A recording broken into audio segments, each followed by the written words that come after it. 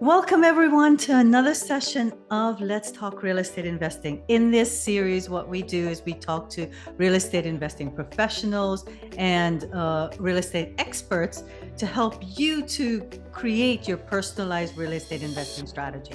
So each of us is unique, and for each of us, our strategy will be unique. Where we're starting, money, skills, time, all of those things are very unique. Our preferences, our values. So we should use that to be able to carve out our own unique strategy. Not so it's not just about like your investment stream that you're in. That's vanilla. You can create whatever strategy around it. You can put together strategies, and that's why we're talking to real estate professionals and real estate experts, so that you can kind of get ideas of what other people are doing and create your own from it. I'm Debbie Balfour, and I'm a real estate investor coach. I'm a real estate investor myself.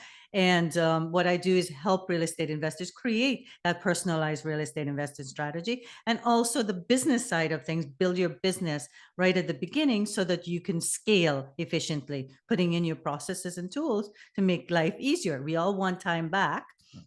That's why we're doing real estate investing. So why should we spending all this time and doing all the hard work as we're creating it? How can we do that so that we can create it, so we can, give back ourselves some time and invest that time that we have into more revenue earning streams, instead of spending it doing admin or other things around there. All right.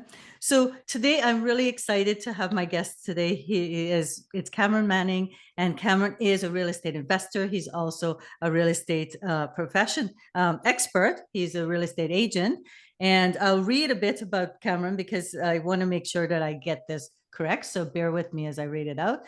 But Cameron started in real estate investing in 2010 by investing in the Edmonton market. So he started out in the rent-to-own strategies, and he mixed that strategy, rent-to-own, with joint venture partnerships, because he was only 21 and didn't have much capital. So, and then before moving into wholesaling the whole deal. So over the years, he's gained extensive experience in other strategies such as fix and flips, pre-sale investing, long-term buy and holds, and multifamily residential. In 2013, Cameron moved to Greater Vancouver, where he was mentored by Kelly Fry, who was a rich dad mentor and a top investment realtor. So this allowed him to now move into the BC market, where he built his portfolio. And in 2015, Cameron also got his real estate investing license, and together with Kelly Fry, Cameron's built Cameron and Kelly has built the top investment-based real estate teams in the Greater Vancouver area and Fraser Valley. So Cameron says he continues to invest avidly, and taking that experience in both his real estate investing and his real estate agent thing. He brings those experience into both his joint venture partnerships and into his career as a real estate agent. So our topic today with Cameron is around really the markets. Like, how do you know what, following market trends and learning from it? How do you interpret that data within the market? Cameron does a market updates on a Monday, on a weekly basis. And I thought this would be an amazing topic to chat with Cameron around, because he brings up these market trends. And, how can people, when you don't have a Cameron giving you those market trends, like, how do you get it? What do you look for, etc. So Cam, do you want to tell us a little bit more about your journey in real estate, and also something fun about yourself? Sure, it sounds good. Well, first of all, I just want to thank you so much for having me here on your podcast. Pretty exciting to have met Debbie several years ago and watched you also grow as an investor, and now you're coaching people as well. And I think that's the best part about the investor community, is how many people are willing to give back in this community and try to inspire others. So I really appreciate what you're doing here, and I appreciate having me on the podcast. I mean, you basically summarized most of it up. Got started when I was 20 years old. and like you said in the bio there, I mean, I didn't have any money. I mean, for a lot of us, it's a very similar situation where, we hear about real estate investing, we think it's a good concept, then you finally go to one of those courses that kind of drag you in for the free preview, right? And so I had my first joint venture partnership was once I did the $500 course, which I could afford. Well, I wanted to keep learning, and at the time it was Rich Dad and Tigrant I was using, and I wanted, like I said to my mom, I'm like, I'm going big or go home. I'm going to do the $38,000 package. And she says, where are you going to get the money from? I said, well, I thought maybe we could partner and you could bring the funds and I'll do all the work. And I didn't realize that that was a joint venture back then. So that was my very first joint venture, was raising the money from my parents. We basically, I pitched the idea of maybe we'll pull that out of the RESPs because I hadn't gone to school yet. I'm like, maybe we'll cash that out and we'll use this for my schooling. Right. And then, from there, it was a matter of, okay, what am I going to do? I still don't have any money. I mean, I borrowed all the money from my mom, and now I have to make that money back because, I got to make sure that works out. So, rent to own seemed like an attractive option at the time. This was 14 years ago. It was becoming a very popular strategy. And from there, it was okay. I did my very first deal. And I mean, I'm sure a lot of us can relate. Your very first deal is your learner deal, right? So I did not do well on that first one. And part of the problem was because I didn't follow what I was trained to do, right? I took the training and I didn't stick with like what they said, and I let people's emotions kind of get the better of me, and I put a deal together that didn't really make a lot of financial sense. And a year later, I still made money, thankfully. But what was supposed to make me like a $20,000 to $30,000 profit turned into like $3,000 and a lot of legal headache. So at 21 years old, going through your first legal battle, that was an interesting situation. It was just it was a breakdown between the tenant buyers and I, and again, the structure wasn't done properly. So that, of course, made me much more, stronger as an investor, because the next one, I made sure the paperwork was like absolutely dialed in. The screening was tight with the tenants, and the joint venture partner I ended up lining up. Her and we got along great. We're still good friends to this day. She was actually my supervisor at the pool that I worked at. And Oh, so, that situation of all of a sudden I'm raising money from other people I know. The joke was always kind of like, oh, maybe I shouldn't have invested with Cameron because that was one more foot out the door for him leaving the pool. But oh. it all worked out well for everyone in the future, in the end. So Well, I love that story because I think it's very inspiring for young people that think that they can't do this. mhm, They can't do it because they don't have money. So yeah, you've got other resources other than money. You absolutely. can educate yourself. And that's what you did. You educated yourself. You were able to, you found the deal. So you did the work as a working partner. And again, like, where do I get that money from? A lot of that, like your first bit of money is your family and friends are Hmm. close to you. And like you Absolutely. did the bank of mom and dad, right? Yeah. It's the bank of mom and dad. I mean, people make jokes about it all the time, but it's a legitimate bank, and Yes. it definitely can fund some deals for you if you do it right. Yes. And they're even more lenient with paying me back.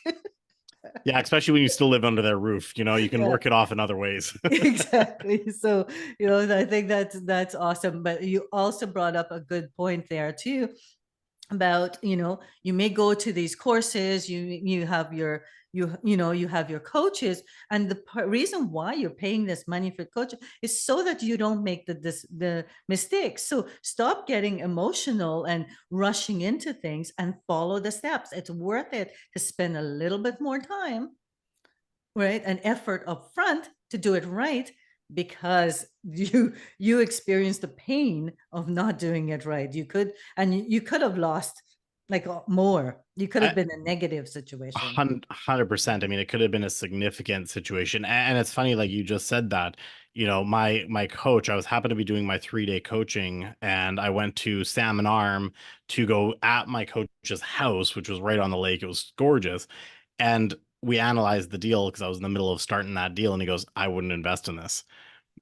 And, stubborn, pig-headed 20-something-year-old says, You "Oh, know but this is my better. first deal." And then unfortunately, my mother, rest her soul, she was a very kind-hearted person, and she was so focused on always wanting to help people. And obviously, in rent to own strategy, we help a lot of people get into home ownership, but not everyone is a good candidate for rent to own. And in this situation, it was one of those where they weren't the greatest candidate. It wasn't going to work out properly, and we didn't have the right structure. But the heartstrings were pulled and saying we need to do it. The people had lost their home in a fire, and this was during the Slave Lake that wiped out nearly half of the city back in, I think it was around 2011. So nearly half the city was wiped out, and these people had lost everything, and they walked out with just a plastic bag of clothes on their back with their child. And they had a bankruptcy in the past, and all they needed to do was basically apply to have the bankruptcy, what's the word I'm looking for? Oh my god, I'm drawing a blank. um Basically the wiped Kind of off of their credit, cleaned right? off it. Yeah. But Mhm. the problem is all the records were lost, so they had to spend a year putting those records back together. So we thought, okay, we'll do a 1 year rent own. First of all, I'll never do a 1 year rent own again. It's just not enough time in the market for you to No. gain anything. Secondly, how it was structured, because I didn't have a joint venture partner. I had the mortgage broker who got super creative because she was also a very emotionally charged, really wanting to help these people. So I had the broker that I was working with and my mom both being like, we need you do whatever you can to get these people home. So the structure was just horrible. We basically did a co-ownership where they went on title using my credit and I went on title with them. Oh yeah, it's horrible. This is like bad learning, right? So we went on title together. The goal was that I pay all the expenses, they pay me amount that's plus like my what may be my normal cash flow, and then they would pay me out after a year and remove me from title, which in Alberta is a little easier to do that because there's no triggering of capital gains, right? Mhm. And so we had the agreement, and at the end, they paid great throughout the year. And at the end, they reneged on the thing and said, "Oh, based on the wording of this, we had a lawyer look at it. They said, we don't have to pay you out on that." So I got my lawyer involved. The lawyers went back and forth. We finally settled. But after, I think we settled for like $3,000 buyout. But after all the legal bills and everything like that, it just barely, like I said, great learning experience. And, Yeah. I'm young, I can recover from it. And my next one after that was a fantastic one. And the ones following that all went really, really well. So, Yeah. That's great learning. Thank you for sharing that with us. That's awesome. And I love your journey. I think it's amazing. And you had an amazing mentor, Kelly, yeah, along the way. So that's been great. And I'm hoping to get Kelly on the show. She hasn't answered my email. So if you can nudge her, I would I'll definitely appreciate nudge her. You betcha. that. So let's talk about the topic of market trends. hmm So, like what does that mean? I mean, good question. So at the end of the day, one of the things that I really discovered as a real estate investor, and then really my education really began when I became a realtor that was focused working with investors, is making sure that you understand the dynamics that are happening in the market. Because, while you might have your investment strategy and it's working, things change. And you can make very smart strategic investments by understanding what is happening in the market and which strategy might be the better fit for the market. So while I was a heavy rent to own at the beginning, my strategies had to change based on the changes in the market that made more financial sense for where I was investing. So understanding the market is okay, well, what's happening, right? We can really break this down. And I'm going to try to keep it not too high level. Of course, if anyone wants to get deeper, we can always get deeper. I mean, we do that on some of the stuff I do, but really understanding the relationship between supply and demand, right? It really boils down in a lot of ways to that most basic fundamental economic law, right? What is happening with the amount of properties that are available versus how many of them are being sold, right? And from there we can get extremely granular, right? We can look at, okay, well, what is the situation? Why do we have low supply? Right. So it could be situations such as we're experiencing in the Greater Vancouver market. We're not building enough homes. Right. So Mhm. that's an issue for supply. We're not keeping up with the demand. So we're relying strictly on what is being built along with, who is turning over their properties. Right. We are looking at situations like, okay, well, where's the demand coming from, right? So it's not just buyers upsizing, downsizing, moving. We have immigration. Great example. We have very aggressive immigration policies. We just brought in 1 million new Canadians in the last year. Where are they going to all go? They put a strain on the existing system. So when you understand all these dynamics and you really start analyzing, well, why is the demand high and why is the supply low? You can start to understand those relationships, and you start to look at what the trend is over several months. You can start to predict what is going to be happening over the next 6 months to a year, and you can make the smart investment on whether you're going to get in or not, or liquidate possibly if it's the time to liquidate based on what's happening in those market trends. Right. So you being proactive by Mm-hmm. looking at the trends and extrapolating it out to see, Absolutely. where is it going and you're taking into account not just the trends that you're seeing in the market, but factors like immigration, etc., that you're seeing, Absolutely. economic factors that would be Absolutely. influencing that. So where do people find this information, Cam? Well, that's the trickier part. At the end of the day, it's building relationships with people who have the access. So, when you go to any sort of real estate investing training, the number one thing they tell you need to build first and foremost is a power team, right? And in that power team, you need a really good investment focused realtor, and that's who's going to have the freshest data when it comes to these sales and the listings, right? Unfortunately, and this is where I always caution, if you're following what the media says, I find the media is typically 1 to 2 months behind the actual trends that are going out there, right? By the time the market is really heated up, well, we've already felt it as agents in the market, and then suddenly the news starts saying, oh, by the way, the The market's market been is heating heating up and up. we're seeing multiple offers. Well, we saw multiple offers a month ago. So, having a really strong agent who really understands where the data comes from and how to interpret it will definitely help you be able to structure your future investments. And that agent's also going to tell you, as well, what strategies they're seeing working in the market right now with clients they're working with avidly. Right? Is it maybe going back to rent to owns to maximize cash flow? Is the pre-sale market a strong market to be investing in? What's happening with Airbnbs in BC, right? Oh, don't go there. Yeah. That's another topic. Yeah. So I think that, just want to pick out some things and emphasize that you said there too. With your team, it's not just a real estate agent. Like there's so many real estate agents out there that are geared up just for the homeowner, and Yeah. they do not understand real estate investing. No, they don't understand the risks that go there. They don't understand some of the strategies that we use, like Mhm. like VTBs, the vendor take back, right? So agreement for sales, like these things that can make, so it's not just about price. A lot of times, like you could give full price for something Mhm. if you're using some creative strategies, and terms are just as important as price, or Yeah. even more important than price. So having Well, that even person that, even yeah. just what you said there, they might not understand terms like VTV. I still remember, fresh out of real estate training school, I just did a creative financing class with Jean Lebeau, and I learned all about vendor takebacks. And so I start going and interviewing agents, and the first agent I interviewed, she was someone I've known for a while because of working at the pool, and I'm like, well, I'm gonna give her a shot because I already know her. I see her in the morning during her workout. She comes to the hot tub, and I come down, I go to her office, and I say, okay, well, I don't have any money, so I need to do vendor takebacks. And she goes, well, don't you know those are illegal in Canada?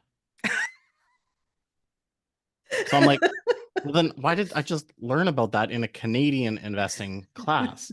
That makes no sense. So it just goes to show that not every agent really truly understands these unique investing Yeah. tactics or strategies, and it's just because they've never been exposed to it, right? They got their license to work with their friends and family buying and selling their houses, right? Or maybe building a business. Those who are truly in the investment side of things, they understand these because they've used them, they've done them, right? Right. Yeah. And the same thing, that they would not be the people that you could go to and go, what are the market trends? Like Exactly. they're not collecting that data. They're not looking at that, and Not they're not not to the same understanding. extent. I mean, Yeah, they might yeah, be looking at what's going on in the market, but that's more to relate to how it affects their clients, them. Right. right? So, Yeah. So that's really important to mhm. think. And then, like you went into more detail about, the markets and things. So I think that's important. So that's awesome. So coming to uh, getting a very good real estate investor focus, um, realtor that can give you the most up to date information Yeah, rather than looking back a few months later when absolutely. when you've already missed the boat. So Well, and keep it in mind too, like we are boots on the ground. So yeah. while the data might not be published, we have experienced it, right? So, Mhm. if I've taken a couple of investors out and we've seen that, six out of the seven properties all have a direction of offers and there's a lot of people being ready to bid. Well, we know suddenly there's two things happening. One, they either priced it really, really low, or there's just not a lot of inventory in that specific category, which means that there's a lot of demand for it, right? And Yeah. so we see that and we start to feel it, and then it's kind of backed up by the month is over when the stats come out. When you exactly, yeah. And I know for me, your market, like the market updates that, one that you did that I acted on right away was when you were talking about the Abbotsford market where I Hmm. had my condo and I was considering should I sell or should I, rent it out. And, seeing those market updates was what prompted me to go, oh, yeah, there's a supply, there's a lack of supply Yeah. of condos in Abbotsford, the price range when we looked at the price range there, and I'm like, yeah, this is a good time this Yeah. sounds like a good time to sell. And that's when I approached you. And what is it? It took just a few days and it was gone. Yeah. I mean, I think we hit the open house, and by the open house, we had a really solid offer on it. So, Yeah. and a good, it goes to show too that, as investors, you need to truly understand the stats that are being presented as well. So you saw what I was presenting, and in that situation, we weren't doing a one-on-one deep dive into the market. You saw me giving an overview of the market, and you understood enough of what that meant to be able to say, okay, I'm going to have to tell Cameron, I want to have a conversation about selling this condo to release some capital. Now is the time for me to do it, right? Yeah, exactly. So it's so important. I think I don't like preparing data myself because I'm the big picture person. I see the details, but I don't like working on it, right? Yeah. But I love it when other people can present data to me because I can look at the data and say, oh, like, so I love it. I love that. So this is where, again, use your team. You don't have to do the work. Use the people that you have to give you the data, and then that will help you make those decisions I on mean, that. it goes back to what Robert Kiyosaki says, right? And I don't know what the exact quote is. It's been a long time since I've heard it, but he basically says you don't have to be the smartest person in the room to be successful, but you just have to surround yourself with the most, like all the smartest people in different categories.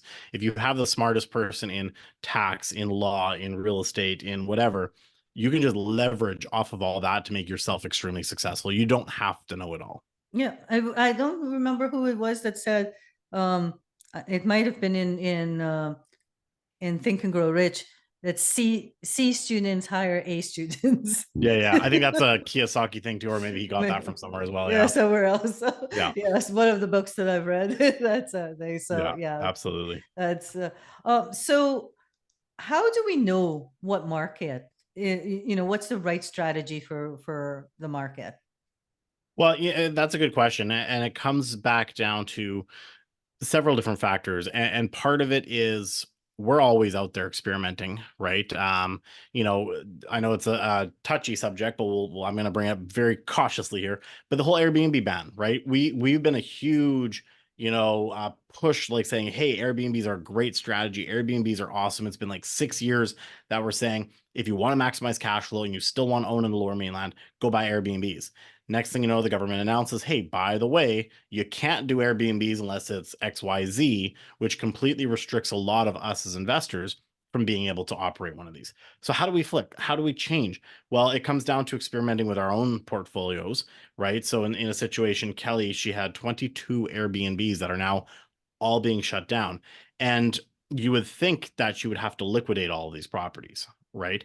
But she's only selling one out of 22, right? And that one the numbers just don't quite work out the way she needs. Plus, it's a little bit more of a difficult property. It was bought solely because of the Airbnb potential. The rest of them are being converted into furnished rentals. And in most situations, she's getting pretty good rent because she's still offering things like cable and internet, no different than when she was doing Airbnb. And she's getting these tenants paying really, really fantastic rents, close to, not quite, but close to still what she was earning before on an average monthly basis for Airbnb. So suddenly it's like, okay, you're taking away the headache of the turnover. Some of the people who've been to our events know the tales from the trenches we've talked about with the druggies that come in that squeak by or whatever. You're eliminating a lot of that because now you just got a straight long-term tenant, and there's not going to be the constant need to have the cleaners go in and everything. So again, part of it is understanding that we are always adjusting our strategies in the market. And then once we figure out something that's working well for our client, for us, we're going to show it to our clients, right? And then again, extrapolating the data, so when you look at what the market's doing, I still personally think there's a lot of opportunity in pre-construction. Right now, obviously, some news changes have come out, flipping taxes, everything like that. To me, the strategy on a pre-sale condo has never been to flip.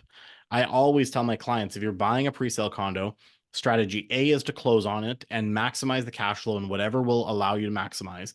And option B is if the market has gone up and it makes sense to quickly liquidate and put that money elsewhere, then you do it. But the problem is most investors, they're focused on the opposite because they heard one person buy a pre-sale, made $100,000 lift, and suddenly everyone thinks they can do it. And so for me, the difference is understanding what's the difference of investments. Are you an investor? To me, an investor is a 5 to 10 year long strategy, right? Whereas if you're a speculator, that's a less than 5 year strategy. So the pre-sales for me, you got 2 years if it's a low rise condo for the build, and then you hold on to that thing, in my opinion, for another 5 years. Now you're in that 7 year range.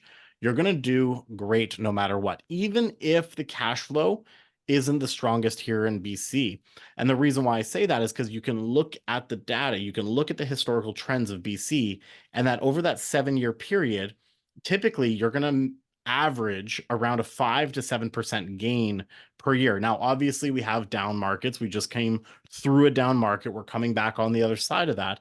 But when you average it out, you're still going to do well over a long term.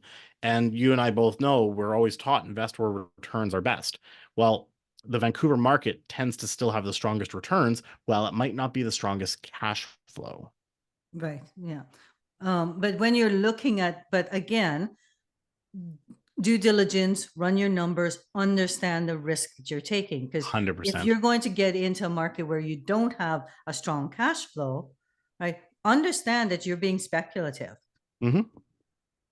Right. So, and make Yep. that conscious decision that I know Absolutely. that, like, because, but yes, but with our market, we definitely, yes, with real estate overall, but definitely the Vancouver market, even when we come down a bit here in the Vancouver market, it dips a little, but then what happens is, Yes. and then it dips a little, but it keeps on going. The So, best analogy I ever heard, and they were relating it to the Toronto market, but I really think it also applies here, is the real estate market here is like bouncing a yo-yo while riding an escalator.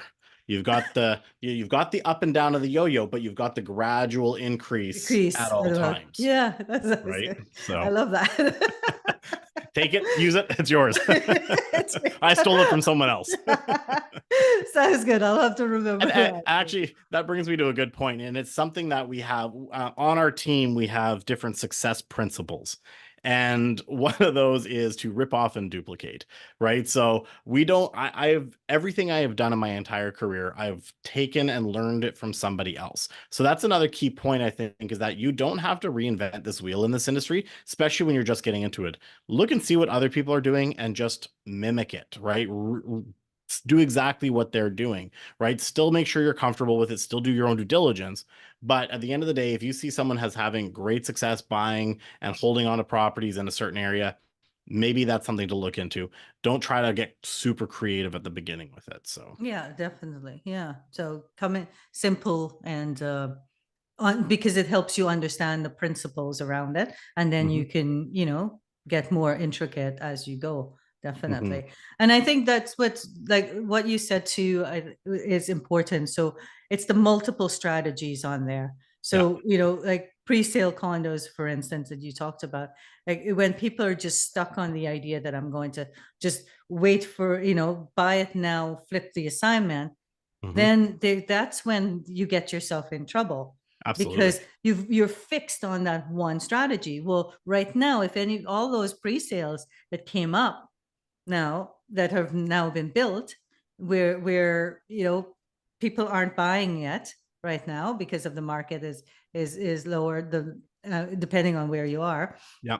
like you're not getting that sale of it, you're not getting those multiple offers, you're not getting all of that around it. The market might be down from when you had originally, when the market was hot and you had purchased those pre-sales right now. Yeah. So anyone that having that, those are people that are in trouble right now Mhm, because now they're going into a situation where they didn't have a plan yeah. around a second and a third exit plan of being able Mhm, to hold that, rent it out, etc. yeah. around there. And just kind of diving in, like, okay, well, how do you create that strategy? Again, it's talking to people who have experience on it, but you got to have that like two or three exit strategies. The exit strategy of assignment is so market specific. That is the definition of speculation, right? Because Mm-hmm. you're at this point, you're only banking on appreciation, which, again, you could be in one of those down yo-yo times where the Like market's right now. dipped since you bought it, like right now. Absolutely. I mean, there's several examples of pre-sales that even clients of mine, like, while we give the most amount of protection possible by getting in early, having low assignment fees, doing everything we can to mitigate the risk, the market still dropped past some of what my clients have bought it for. So my response to them is always, now you got to close. And they go, well, but I strictly was trying to buy this to sign. I said, I told you from day one, you're closing, and it only flips if it makes sense. So now I need you to go get yourself ready to close, because there's no point if you can close and you can hold, even if it's a negative couple $100 a month, you're going to do well on the other side of holding on to that. And that negative $100 a month, here's the thing too, when it comes to our market and negative cash flow, it doesn't stay negative for that long, right? And there's a couple reasons why I say this. One, on tenant turnover, our rents are going up like crazy. So while it might be if it's a little bit, now I'm not saying go get into something that's $1,000 negative, right? We're talking like if it's borderline, it's a negative 100, $200. That $200, you just look at like an investment that you're putting in, no different than if you're going to take that and put it into an RSP or a TFSA. You're investing that into your property, right? Mm-hmm. Now you take that, and let's say on tenant turnover, a year or 2 years down the road, now suddenly the rents are up $100. Well, now you've decrease that to maybe break even or negative 100. But then look at it this way too. You're buying right now at the peak of interest rates. Like, we don't so far, fingers crossed, think rates are going to go any higher at this point. So if you're going to buy in now, what are the likelihoods that either if you're fixed rate on a renewal or if you go variable, that those rates will come down? And as soon as those rates come down, that negative will shrink and potentially flip into a positive. So Right. it's knowing these things and being okay with the fact that you're like, okay, I'm going to budget this money that I'm going to invest into this. While it's negative, there's a good chance it could become positive. There's a little speculation in there, but again, you can extrapolate that risk factor from the data that you analyze. Right.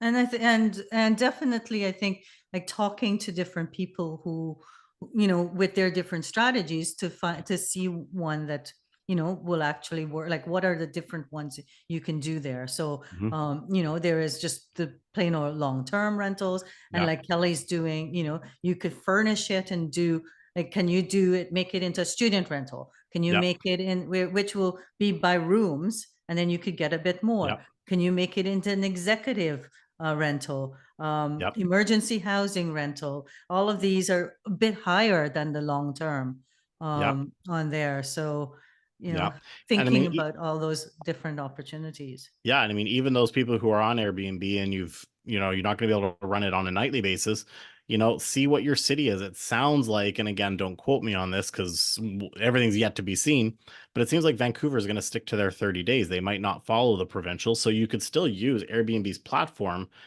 putting it as a 30-day rental and not be affected by the 90-day aspect, and you can still get good cash flow that way. Others, you might have to do the 90 days, so in that case maybe look for 6 month or year-long rentals, right? You gotta be active.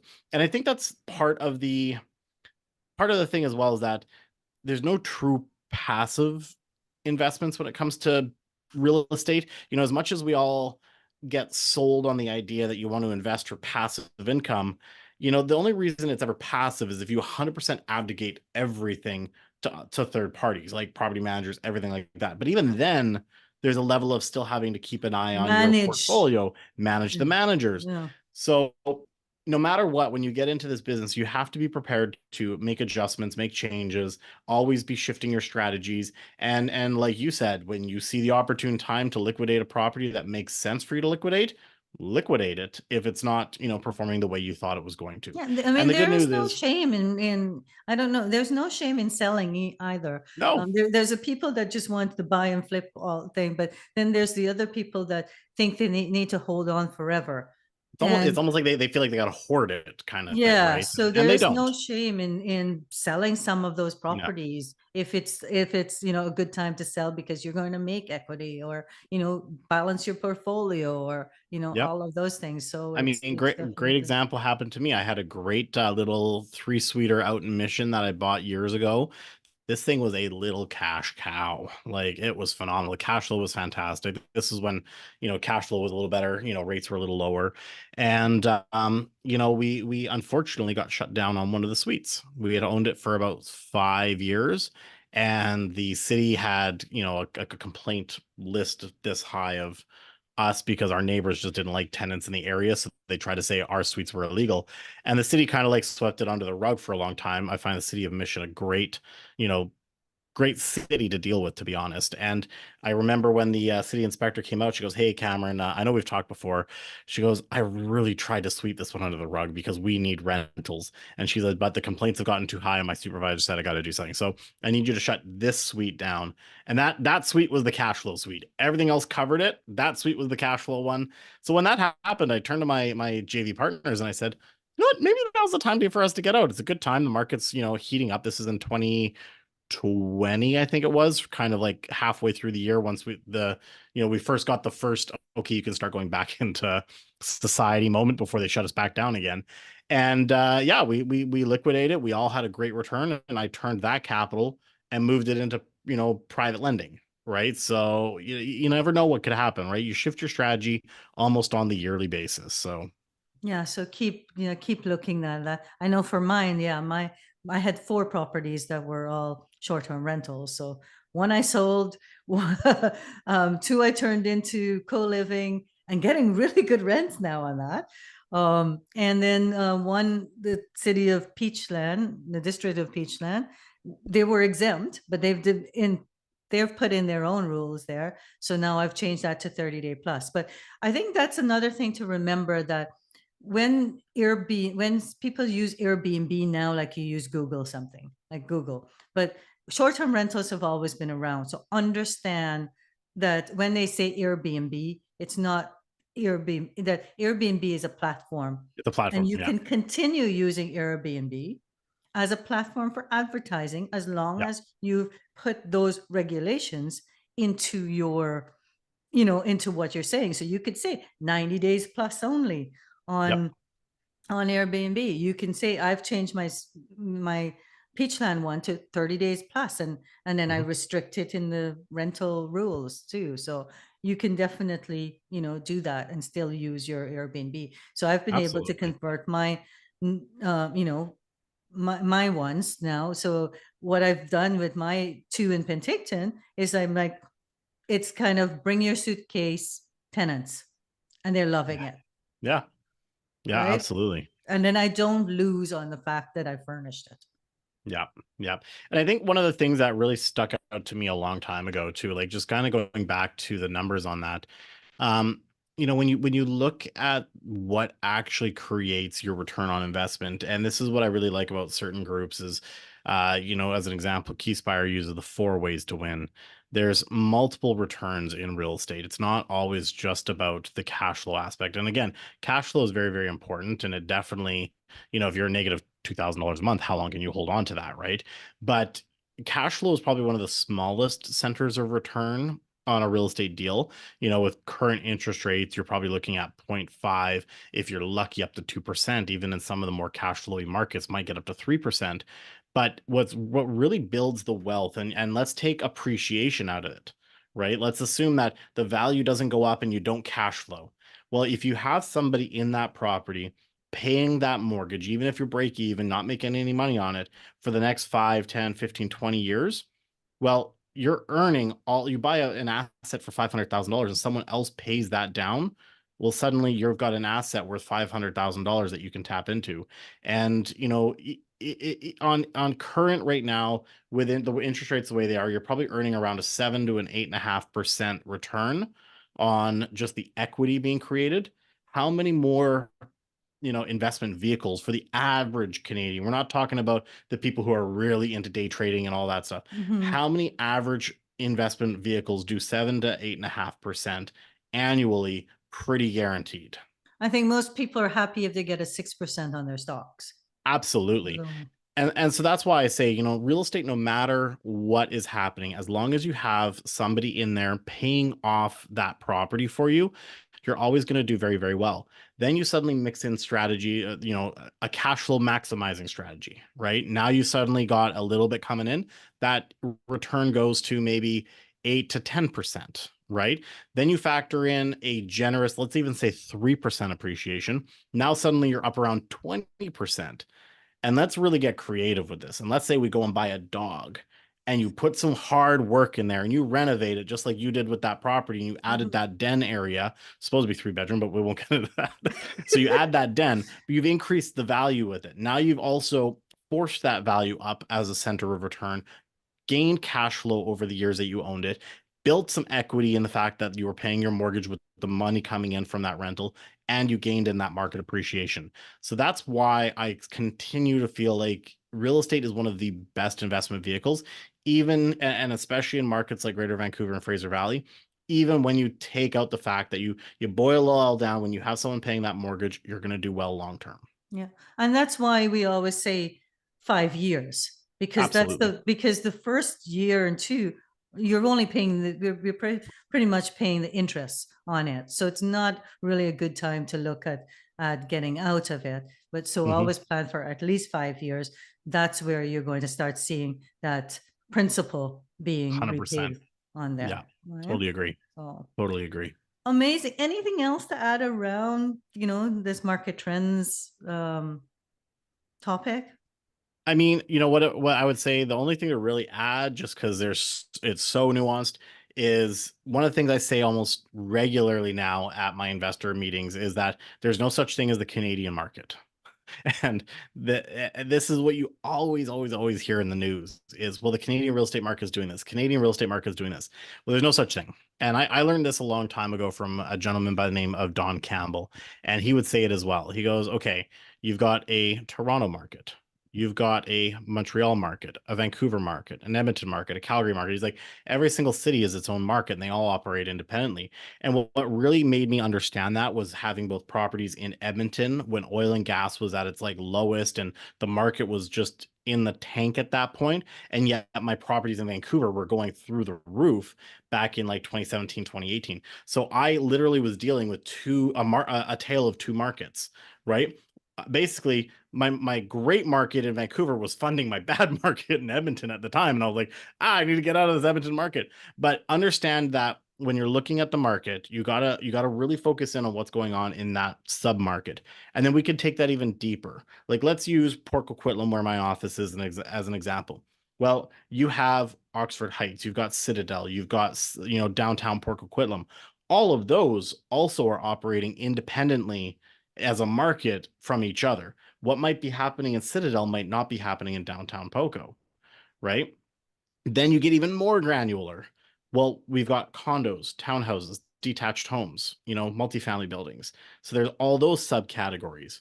And then you can go even granular and you say, okay, well, what's happening with 1 bedroom versus 2 bedroom units in condos, right? So understanding that there's no such thing when you hear the news, when you hear that big overarching, the Canadian real estate market is doing this, understand that media is there to sell, media.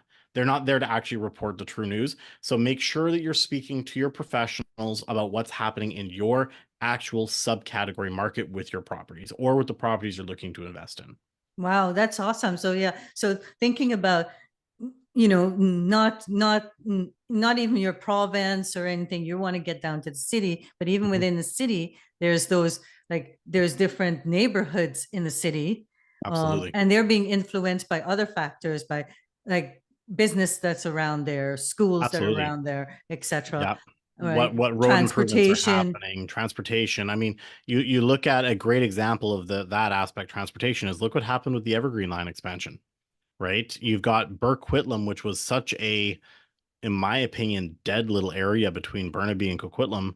And now it's a thriving community with tons and tons of towers coming in, Yeah. right? So, and yet that same impact didn't happen, over in, let's say, Millardville right away, right? So that was same city, two different areas, but the impact of that SkyTrain was a major influence for the investment in that spot. Yeah, and now we're seeing that with gentrification around in Langley, with Yep. with a plan for the SkyTrain to be extended there too. So Absolutely. definitely that you're going into like cities, but you're going into neighborhoods, and then you're also going into the type of property. So getting even more granular, and that's where, for the Abbotsford again as an example, that I looked at your stats and I saw condos specifically. How Yeah. were those doing? As That's opposed why to, we break it out. yeah, because the houses and etc. weren't, you didn't have like that, didn't show the same sort of supply, lack of supply as Yeah. in condos did, and price increases, the Absolutely. prices around that. So really understand, like, the types of properties make a big difference. Absolutely. And there. So for markets, you're looking, as we just said, getting deeper, but then also looking at the trends in like what's coming, what's just arrived, how would that affect that particular neighborhood? Yeah. Yeah. Yeah. Absolutely. So it's such a great topic. I love it. It's so exciting. So we Who would covered have thought stats so can be much. fun, hey? Yeah, exactly. Like I said, I don't like preparing it, but I love the so you can prepare it for me, Cam. But And even then, for my events, I don't even prepare it anymore. I've taught my graphics guy who designs everything. I've shown him how to pull it because I don't like doing it either, but I love presenting it once it's done. yeah, So I love what you can gain out of yeah, those stats. So yeah. so that's awesome. So how can people get in touch with you, Cam? I mean, I'm pretty easy to find. So, if you Google me, I'm pretty like Cameron Manning Realtor. I'm pretty omnipresent. You can check out my YouTube channel. I've got a lot of great events, plus all the past events that I host monthly that Debbie's been to. You can also catch all the live replays there, Instagram, YouTube, or just send me an email, Cameron@kellyfryteam.com. Great way to connect as well. Awesome. So I will insert some of that information into this video, into this podcast when I edit it, so that everyone will have that information in it too. So thank you so much for being my guest. I really enjoyed it, Cam. I And appreciate it. have a wonderful rest of the week. I thank you very much for having me here again. And to all the investors listening, the biggest thing is go out and take action and talk to Debbie. She's got some great coaching programs coming up here, so she can definitely help get you into action. Thank you so much. Take care. Cheers. Bye.